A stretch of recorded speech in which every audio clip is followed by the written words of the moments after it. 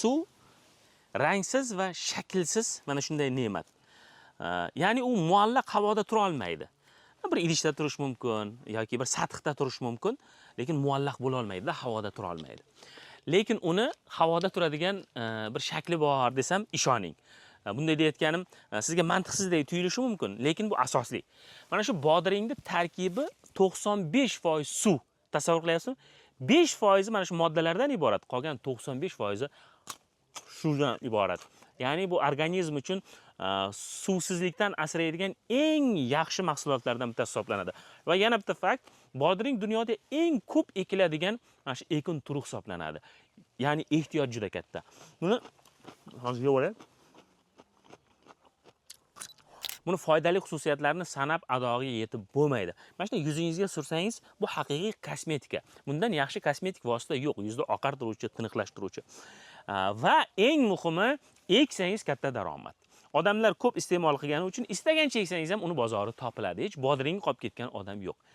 Biz Sirdaryo viloyati Oqoltin tumani Nayman qishlog'idamiz. Bu yerda O'tkir aka mana shu 18 sotiq o'zini tomorqasida 5 yil oldin Agrobankdan 100 millionga yaqin kredit olib, mana shu issiqxona qilib biznesni boshlagan. Bodring biznesi juda ham deylik zo'r biznes. Men sizga hozir misollarda aytaman. Hozir ma'lumotlarni o'qidim. Bir sotiq maydondan 2 tonnadan 5 tonnagacha hosil olish mumkin parvarishga qarab. Agar o'rtacha 3 tonna hosil olgan taqdiringizda ham, ya'ni bir mavsumda, bilasizmi u qancha bo'ladi?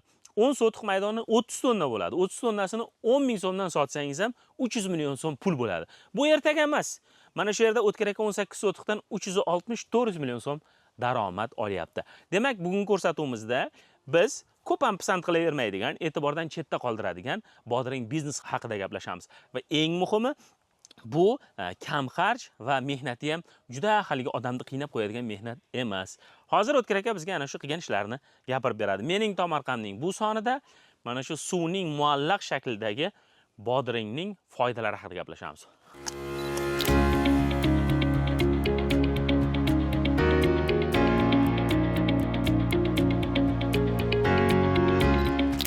Avval assalomu alaykum O'tkir aka. Alaykum assalom, yaxshi. O'tkir aka, bodring bu qadar katta daromad keltirishini ochiq hisob-kitob ko'rmagan ekanman. Hozir qarasam, yaxshigina daromadi bor ekan. Mana sizda 18 sotiqda. Men boshdan aytib qo'yay, O'tkir aka juda so'zamol odam emas. Ko'p gaplarni o'zim aytaman bu safar ham. Lekin O'tkir aka ham bizga suhbatdosh bo'lib qilganlarini gapirib beradi. Bu yerda issiqxonani qachon qurdingiz? Necha yillik tajribangiz bor? Issiqxonani shu 5 yil oldin qurganmiz. Shu bankdan kredit topib boshlaganmiz. Bitira oldingizmi shunga? Bitirdik, o'zimizning qo'shimcha pullar bilan bitirdik shuni. Avval ochiq dala bo'lgan. Ochiq dala bo'lgan. Nima ekardingiz avval? Oldin shu Makka shunaqa narsalar ekib yurganmiz. Bu issiqxonachilikni qayerdan o'rgandingiz bu? Issiqxonachilikni endi shu yerdan ko'rib o'rgandik-da.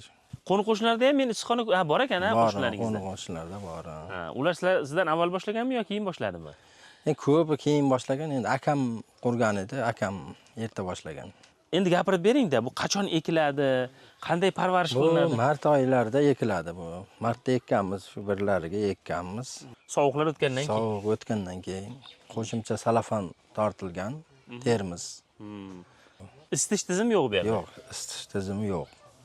O'zi bodringning xususiyati qanaqa o'zi? Bir issiqni yaxshi ko'radimi, sovuqni yaxshi ko'radimi? Endi issiqni yaxshi ko'radi-ku, lekin qo'shimcha termiz tortgandan keyin u issiq qo'shimcha beriladi-da u.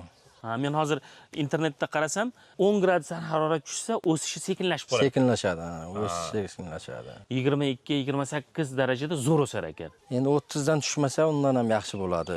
Siz mana shunday chiroyli bo'libdi, men havasim kelyapti-da. Qachondan terib boshladingiz va birinchi marta ekdingiz? Birinchi marta ekkan bo'lsak, shu 30-martlar shu oxiriga chiqdi-da.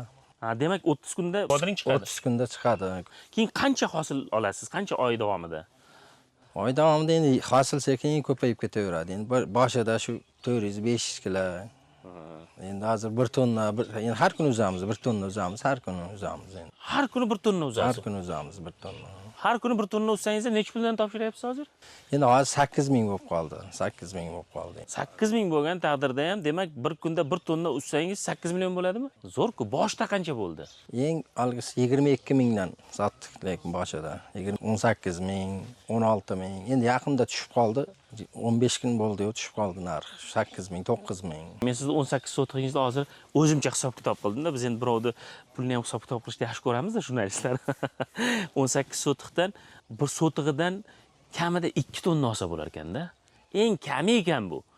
Sizniki menimcha undan ham ko'p chiqadi-da. 2 tonna ham deylik, 36 tonna bo'ladi. O'rtacha 10 ming so'mdan sotsangiz ham bir mavsumda 360 million. Shu bor gap-a shu. Bo'ladi, harakat qilsa bo'ladi, mehnat qilsa bo'ladi. Daromad faqat shundanmi? Daromad endi hozir biz shundan daromad endi faqat endi.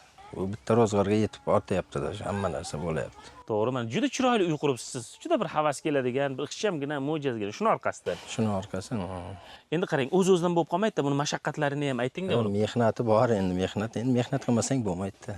Mehnat qilish kerak. Ilm kerak bunga ham. Harakat kerak, mehnat kerak. Buni dorisi bo'lsa kerak. Dori-darmon, hamma narsasi bor. Bu suvni yaxshi ko'radi. Suv, har kuni suv. Serezdan suv qo'yamiz. Mana hozir men 18 sotiqdan 360 million, 400 million daromad deyapmiz-da. Bizni ko'rganlar bodringga qiziqish mumkin-da endi. Lekin uni o'ziga yarasha qiyinchiliklari borligini ham aytishimiz kerak-da. Buni kasalliklari ham bor, ha? Kasalligi bor endi, kasalligi endi hozir hamma dori-darmon, har xil dori chiqib ketdi hozir. Dori-darmonda muammo yo'q. Hatto o'zlari yetkazib beradigan. Yetkazib beradi. Turibdi hamma narsa. Sharoit bor. Mana qarang-da, bir tupda mana ko'rsatay, mana g'arq pishib yotibdi-da, buni qara. Qancha guli bor hali buni. Endi O'tkir aka buni qayerga sotasiz? Buni Gulistonga olib boramiz. Klientlarimiz bor endi, 5 yildan beri qilamiz. Olib topshiramiz, o'zlari kelib olib ketadi. Bodring qolib ketdi, sota olmay qoldik. Yo'q, unaqa hali muammo bo'lmagan shu paytgacha. Bodringni ekib bo'lganingizdan keyin ham qachon tugaydi endi bu?